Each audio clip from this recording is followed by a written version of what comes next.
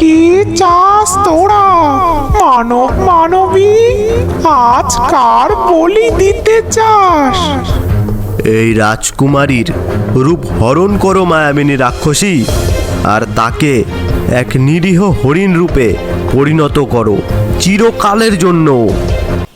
রাজকুমার, দয়া করে আমাকে সাহায্য করো, আমি এখানে খুব বিপদে আছি। এ কি হরিণ কথা বলছে? না, এ হতে পারে না। আমি নিশ্চয়ই স্বপ্ন দেখছি। না রাজকুমার, আপনি স্বপ্ন দেখছেন না, আপনি আমার কথা বুঝতে পারছেন। মেহেরপুর নামক এক রাজ্যে বাস করতেন রাজা রাজশেখর এবং তার একমাত্র কন্যা রাজকুমারী রূপমতী। রূপমতীর জন্মের পরই তার মা মারা যায়, তাই রাজা তাকে চোখের মণি করে রাখতেন। রাজকুমারীর সৌন্দর্য যেমন ছিল অতুলনীয়, তেমনই ছিল তার মনটাও। রূপমতী, আজ আবার কি নতুন আবদার তোমার? বলো, তোমার বাবা থাকতে কোনো কিছুর অভাব হবে না। বাবা, আমি শুধু তোমার ভালোবাসা চাই, আর চাই আমার প্রিয় সখী মায়াকে। এই রাজ্যে মায়া ছাড়া আমার আর কেউ আপন নেই। রূপমতী নিজের থেকেও বেশি ভালোবাসতো তার সখীকে, কিন্তু সে জানতো না মায়ার মনের গভীরে লুকিয়েছিল এই রাজ্যের প্রতি তীব্র ঘৃণা আর হিংসা। এই রূপ আর ঐশ্বর্য শুধু আমার প্রাপ্য, আমি কেন এই দাসীর জীবনযাপন করব? আসলে মায়া ছিল সেই কুখ্যাত কালাতান্ত্রিক কালভৈরবের কন্যা। এক সময় কালভৈরব রাজার পরম বন্ধু সেজেছিল, কিন্তু তার কালা জাদুর কথা রাজা জানার পর তাকে রাজা দূর দূর করে রাজ্য থেকে তাড়িয়ে দেয়। আর সেই প্রতিশোধের আগুন নিয়েই মায়া প্রবেশ করেছে রাজবাড়িতে।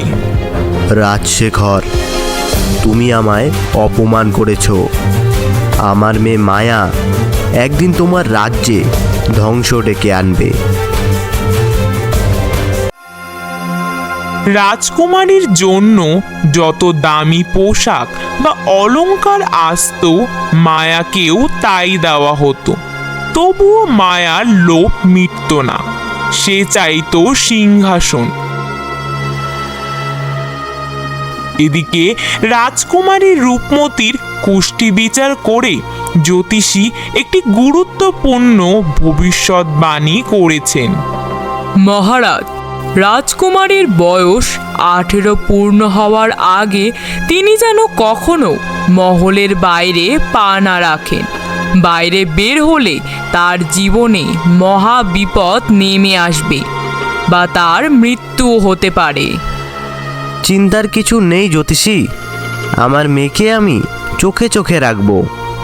এই সাবধান বাণীর কারণে রূপমতীর ইচ্ছে হলেও রাজা তাকে মহলের বাইরে যেতে দেন না।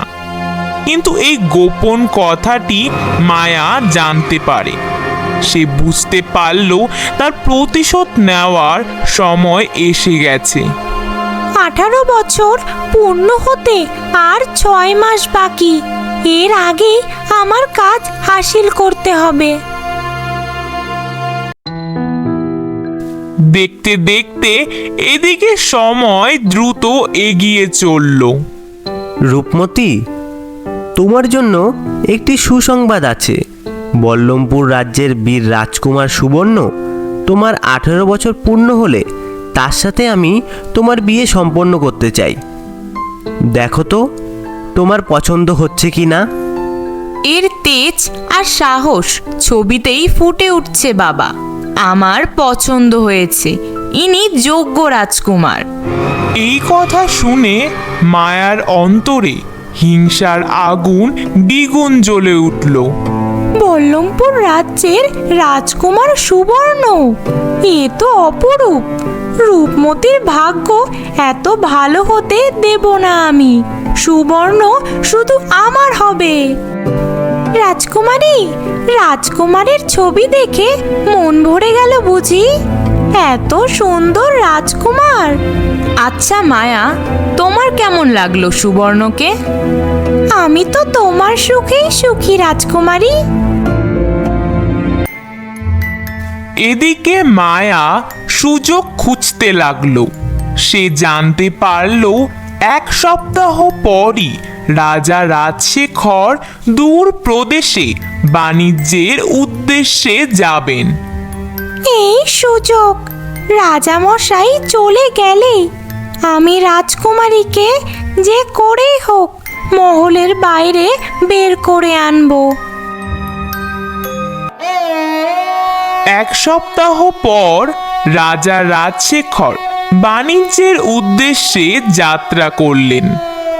রূপমতি, আমি ফিরে আসা অবধি তুমি সাবধানে থেকো আর সখীর সাথেই থাকবে।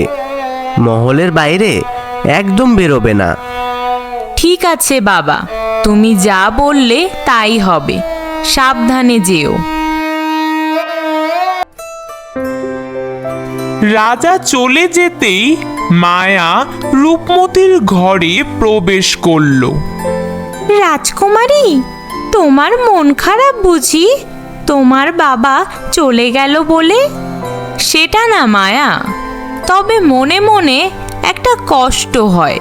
কত বছর ধরে এই মহলের ভিতরে বন্দি জীবন কাটাচ্ছি। বাইরের পৃথিবীটা কেমন কিছুই জানি না। রাজকুমারী, তোমার বাবা যাই বলুক না, এই কয়েক মাসের জন্য তুমি এত সুন্দর জীবনটা নষ্ট করবে? এসো রাজকুমারী, তোমার বাবা এখন নেই। আমি তোমাকে দেখাবো বাইরের প্রকৃতির অপরূপ দৃশ্য। না মায়া, বাবা বারণ করেছে, আর আমার বড় ভয় করে বাইরে যেতে। আহা রাজকুমারী, ভয় কিসের? আমি আছি তো। চলো, সামান্য সময়ের জন্য ঘুরে আসবো, কেউ জানতেও পারবে না। অনেকবার না বলার পরেও সখীর ক্রমাগত পীড়াপিড়িতে রাজকুমারী মহলের বাইরে বের হলেন। বাইরের জঙ্গল, পাখি আর পশুদের দেখে তিনি আনন্দে আত্মহারা হয়ে উঠলেন। মায়া, এ কি আনন্দ! এতদিন আমি এসব থেকে বঞ্চিত ছিলাম। পাখিদের ডাক, ফুলের গন্ধ, আমার আজ মনটা ভরে গেল। এসব তো কিছুই নয়, আরো আনন্দ আছে রাজকুমারী। তুমি আমার প্রিয় সখী। তোমার জন্য আমি জঙ্গলের সবচেয়ে সুন্দর উপহার এনেছি। এসো আমার সাথে। রাজকুমারী সরল মনে মায়ার পিছু নিল। মায়া তাকে টেনে নিয়ে চলল জঙ্গলের মাঝখানে একটি ভয়ঙ্কর গুহার সামনে। এখানে মায়ার বাবা কালভৈরব কালা জাদুতে তপস্যায় মগ্ন ছিলেন। মায়া, এটা কেমন জায়গা? চারিদিকে এত অন্ধকার কেন? আর এই গুহা, আমার খুব ভয় করছে। চলো আমরা ফিরে চলি। ফিরে যাবে? কিসের জন্য রাজকুমারী? তোমার মতো বোকা মেয়ে আমি আর দেখিনি। মায়া, তুমি এমন কেন করছো? তোমার চোখে এত হিংসা কেন? তুমি আমার সখী নও? সখী? আমি তোমার সখী নই, আমি হলাম কাল ভৈরবের কন্যা মায়া, যাকে তোমার বাবা রাজ্য থেকে তাড়িয়ে দিয়েছিল। আমি এখানে এসেছিলাম শুধু তোমাদের রাজত্ব ধ্বংস করতে। মায়া, তুমি এত বড় শয়তান! তোমাকে আমি চিনতে পারিনি। চুপ! আর এই রাজ্যের রাজকুমারী তুমি নও, আমি। তোমার রূপ, তোমার ঐশ্বর্য আর তোমার রাজকুমার সুবর্ণ সব হবে আমার। আমার বাবাই হবে এই রাজ্যের রাজা। এবার আমার প্রতিশোধের সময় এসে গেছে। ঠিক বলেছিস মায়া, তোর সখীর জীবন আজ শেষ। রাজশেখর আমাকে রাজ্য থেকে তাড়িয়ে দিয়েছিল, আজ আমি দেখাবো কালো জাদুর কত ক্ষমতা।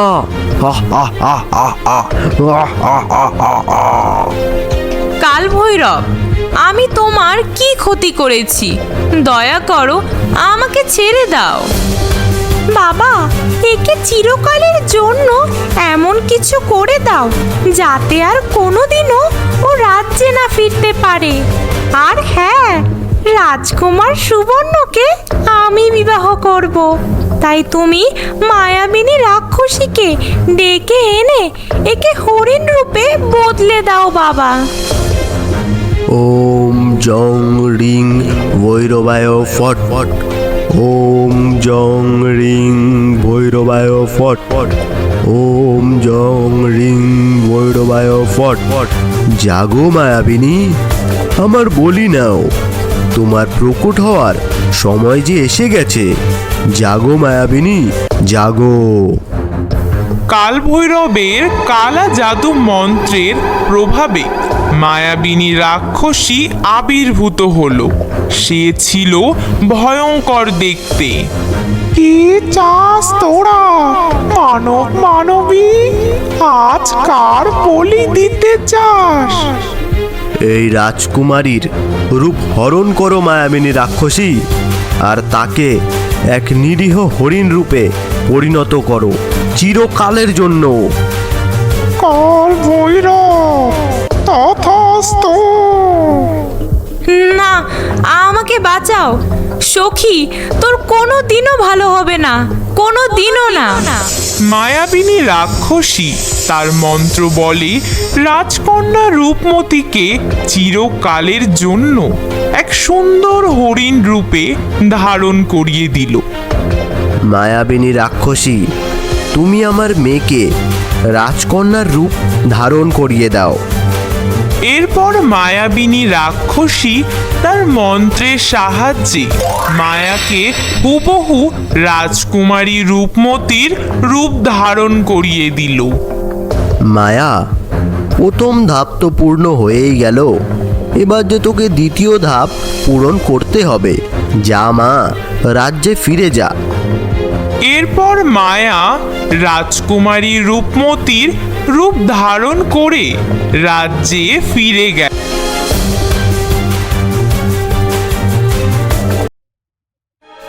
দুদিন পর রাজা রাজশেখর বাণিজ্য সেরে ফিরে এলেন রাজ্যে। তিনি নিজের মেয়েকে ঘরে একা বসে থাকতে দেখে তার ঘরে প্রবেশ করলেন। রূপমতী, তুমি এত চুপচাপ কেন? আর তোমার সখী কোথায়? তাকে তো দেখতে পাচ্ছি না। বাবা, মায়া তো তার এক আত্মীয়ের বাড়িতে কয়েকদিনের জন্য বেড়াতে গেছে। ও তাই বলো, তোমাকে একা দেখে মনটা ভালো লাগছিল না। যাও, তৈরি হও, আর কয়েক মাসের মধ্যেই তোমার বিবাহ হবে। দেখতে দেখতে 5 মাস কেটে গেল। হরিণ রূপে রূপমতী বনের গভীরে একা ঘুরে বেড়াতে লাগলো। তার কিছুই করার উপায় ছিল না। একদিন মনের দুঃখে সে সৃষ্টিকর্তার কাছে প্রার্থনা করলো। হে সৃষ্টিকর্তা, আমি কি এমন পাপ করেছিলাম? কেন তুমি আমাকে এই পরিণতি দিলে? এই মানব জীবন থেকে পশুর জীবন আমার আর ভালো লাগছে না। আমি কি কখনো আর আমার বাবাকে দেখতে পারবো না? এদিকে রাজকুমারী রূপমতির বিবাহের সময় ঘনিয়ে এলো। মায়া তার নকল রূপে রাজবাড়িতে রাজকীয় জীবন উপভোগ করতে লাগলো। আর মাত্র 1 মাস, এরপর আমি হব এই রাজ্যের রাজকুমারী।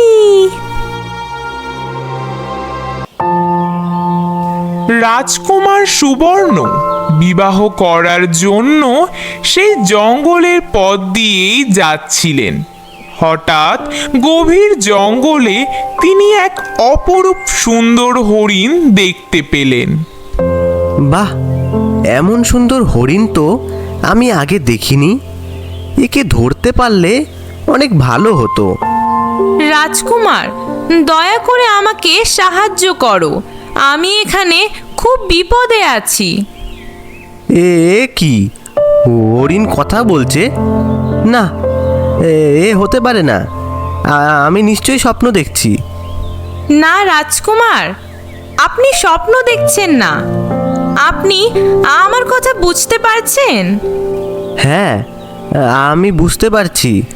আমার এক বিশেষ ক্ষমতা আছে। আমি পশু পাখির ভাষা বুঝতে পারি। কিন্তু তুমি কে? রাজকুমার, আমি হলাম মেহেরপুর রাজ্যের রাজকুমারী রূপমতি। কি বলছো তুমি? রাজকুমারী রূপমতি তো প্রাসাদেই আছেন। তার সাথে তো আমার বিবাহ স্থির হয়েছে। রাজকুমার, দয়া করে বিশ্বাস করুন। আমার প্রিয় সখী মায়া এবং তার বাবা কালভৈরব কালা জাদু করে আমাকে এই হরিণ রূপ দিয়েছে। আর সেই মায়াই এখন আমার রূপে রাজবাড়িতে আছে। এ অসম্ভব। আমি কিছুতেই বিশ্বাস করতে পারছি না। এসব মিথ্যে। আপনি চাইলে পরীক্ষা করে দেখতে পারেন রাজকুমার। আমার সখী মায়া অত্যন্ত হিংসুটে। আপনি যদি তাকে আমার ছোটবেলার কোনো গোপন কথা জিজ্ঞেস করেন, সে নিশ্চয়ই বলতে পারবে না। ঠিক আছে, আমি কাল সকালেই তোমার কথা যাচাই করব। আর যদি তুমি মিথ্যে বলে থাকো, তাহলে তোমাকে কারাদণ্ডে দণ্ডিত করা হবে। এরপর রাজকুমার সুবর্ণ মেহেরপুর রাজ্যে পৌঁছলেন। তিনি সরাসরি মায়ারূপী রূপমতির কাছে গেলেন। রাজকুমারী রূপমতি, তোমাকে দেখে আমি খুব আনন্দিত হলাম। আমি বল্লমপুর রাজ্যের রাজকুমার সুবর্ণ। আসুন রাজকুমার, আমি আপনার অপেক্ষাতেই ছিলাম। রাজকুমারী, তোমাকে একটি কথা জিজ্ঞেস করি। আমরা যখন ছোট ছিলাম, তখন তোমার প্রিয় খেলার পুতুলটির নাম কি ছিল বলো তো? এই রে, রাজকুমারীর পুতুলের নাম কি ছিল আমি তো জানি না, কিন্তু রাজকুমারকে তো বলতেই হবে। না, যা পারি তাই বলে দিই। পুতুল? হ্যাঁ, পুতুলটির নাম ছিল লীলা। পুতুলটির নাম তো লীলা ছিল না।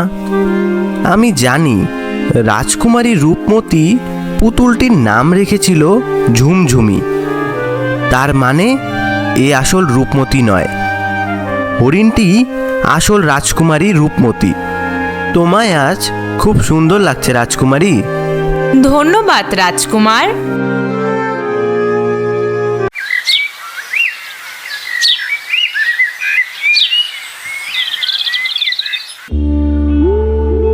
পরের দিন সকালে ভোর হতেই রাজকুমার সুবর্ণ আবার জঙ্গলে হরিণের কাছে চলে গেলেন।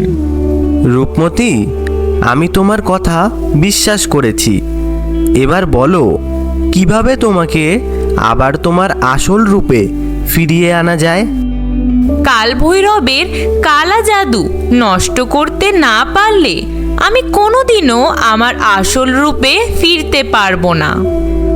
আমি জানি না কিভাবে এত শক্তিশালী কালো জাদু নষ্ট করা যায়, তবে আমি এক জ্ঞানী বাবার সন্ধান জানি, যিনি আমার গুরু।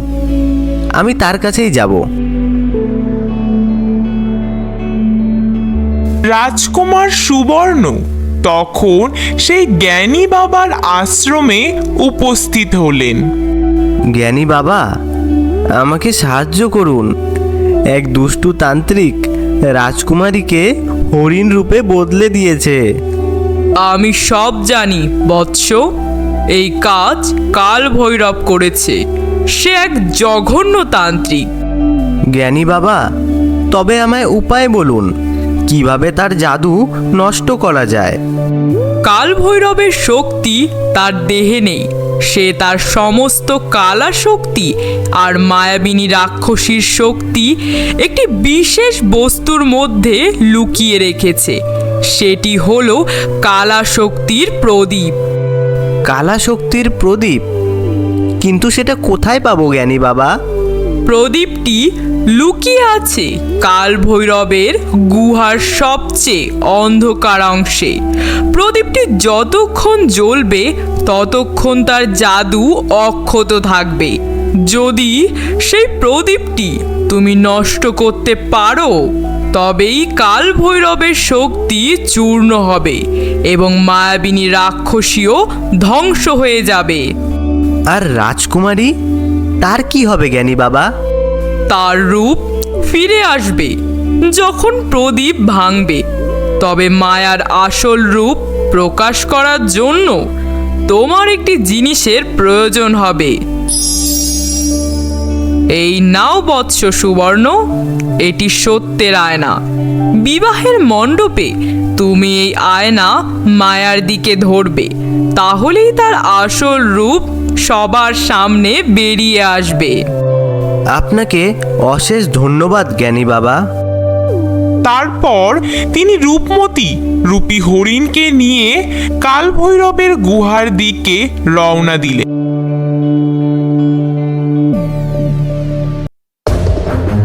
কিছুক্ষণ পর তারা দুজন কালভৈরবের গুহার সামনে এসে পৌঁছলো।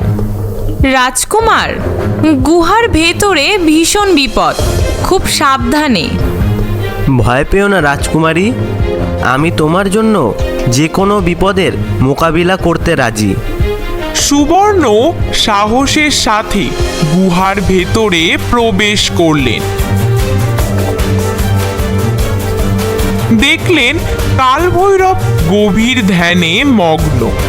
কালভৈরবের পাশেই একটি পাথরের বেদির ওপর রাখা আছে অদ্ভুত কালো আলো ছড়ানো কালা শক্তির প্রদীপ।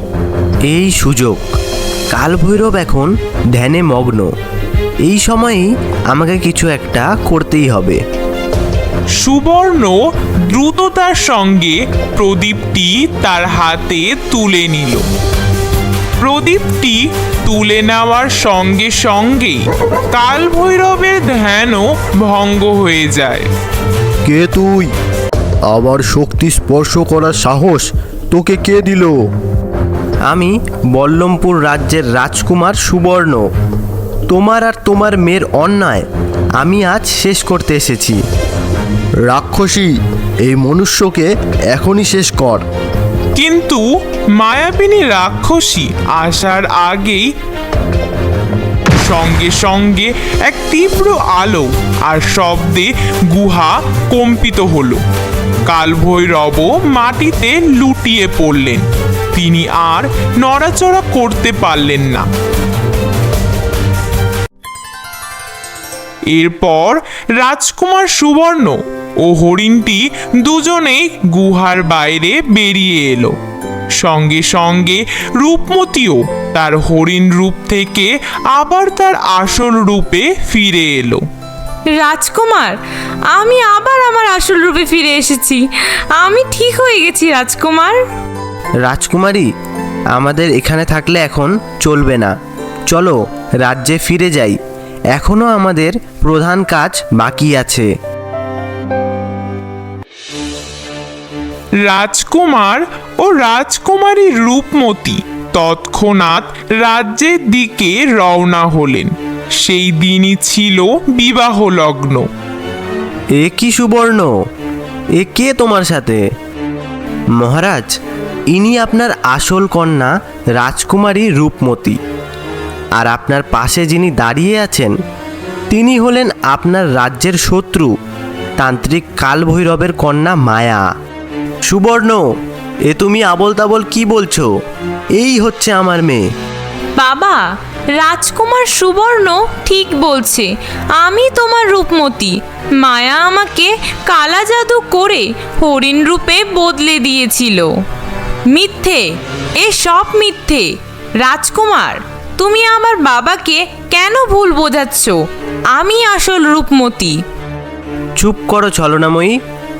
মহারাজ, আমার কথায় বিশ্বাস না হলে জ্ঞানী বাবার দেওয়া এই সত্যের আয়না দেখুন।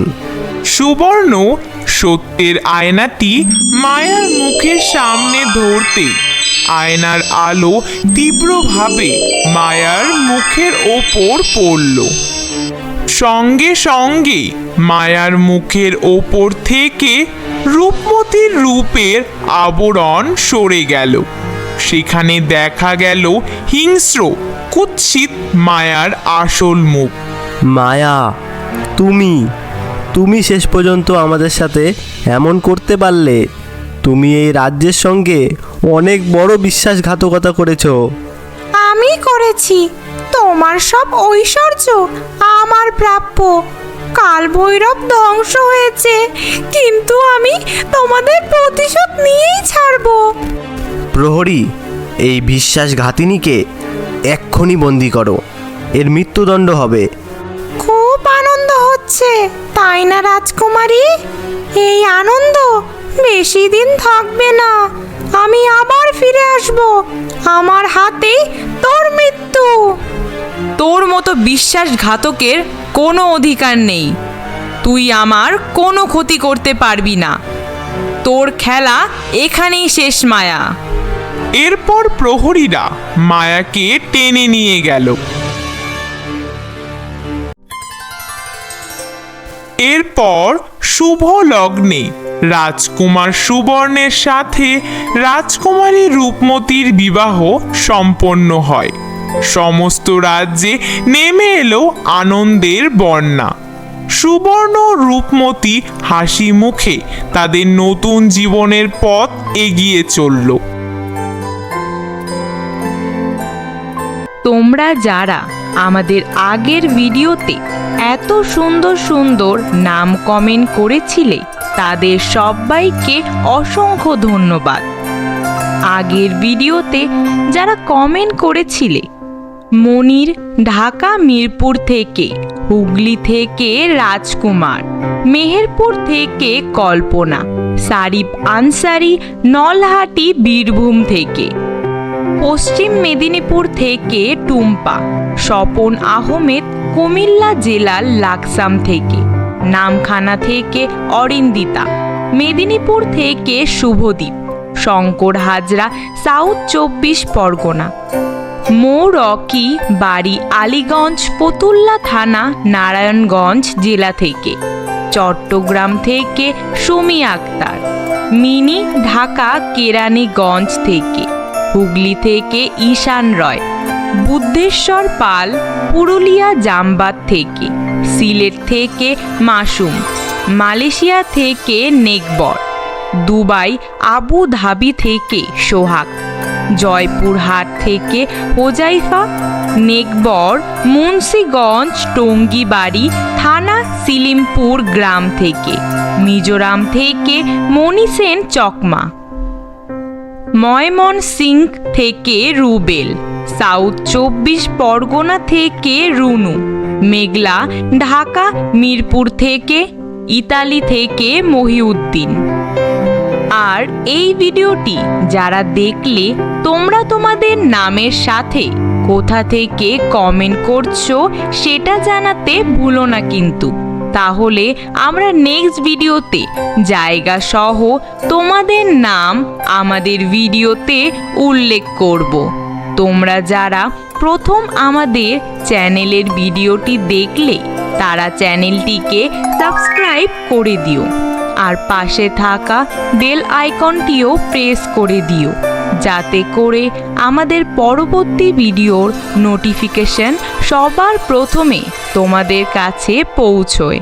আর হ্যাঁ, তোমরা যারা আমাদের আগের ভিডিওতে নাম কমেন্ট করেছিলে তাদের নাম দিয়ে আমরা অবশ্যই নেক্সট ভিডিওগুলিতে কার্টুনের চরিত্র বানানোর চেষ্টা করব।